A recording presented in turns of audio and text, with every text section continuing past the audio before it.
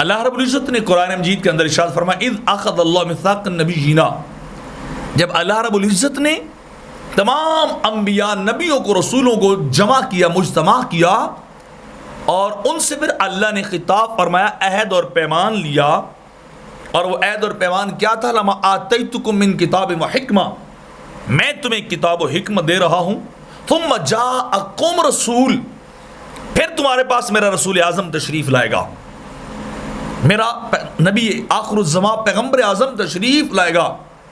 تو اللہ وعدہ لے رہے، اور کرنا کیا تھا؟ لا تؤمنن بہ ولا تنصرن، اللہ نے کہا اس نبی پر ایمان بھی لانا ہے، اس کے مددگار بن جانا ہے، اس کے مشن کو لے کر پوری دنیا میں پھیلانا ہے، اپنا سب کچھ چھوڑ دینا ہے، اپنی نبوت، اپنی رسالت، اپنی کتاب، اپنی شریعت، اپنا سب کچھ ترک کرنا ہے اور میرے محبوب پہ ایمان لانا ہے۔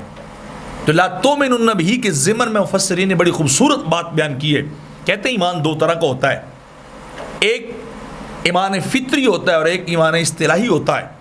ایمان فطری یہ کہ ہر ایک کے دل میں اللہ کی وحدانیت ہے، جیسے کہ حدیث پاک میں آتا ہے کل مولود یولد علی الفطرہ، ہر پیدا ہونے والا وہ فطرت ایمانی پہ پیدا ہوتا ہے، فابواہ یہودانہ او ینصرانہ او یمجسانہ، والدین اسے عیسائی بنا دیں، مجوسی بنا دیں، یہودی بنا دیں، لیکن وہ توحید پہ پیدا ہوتا ہے۔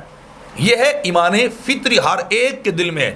لیکن ایمان اصطلاحی اور چیز ہے، وہ سادہ لفظوں میں بتاتا ہوں کہ ایمان اصطلاحی کیا ہوتا ہے۔ جیسے ایک امتی اپنے نبی پہ ایمان لاتا ہے، جیسے وہ کلمہ پڑھتا ہے، تو جب اللہ نے کہا نا لا تؤمنن بہ، تو مفسرین کرام فرماتے ہیں ایمان اصطلاحی نہیں تھا، بلکہ نبیوں سے کہا گیا، وعدہ لیا گیا کہ تم نے بھی محمد عربی صلی اللہ علیہ وسلم کا کلمہ اسی طرح پڑھنا ہے جس طرح ایک امتی پڑھتا ہے، جس طرح ایک نبی کا امتی کلمہ پڑھ کے ان کا فالوور بن جائے گا۔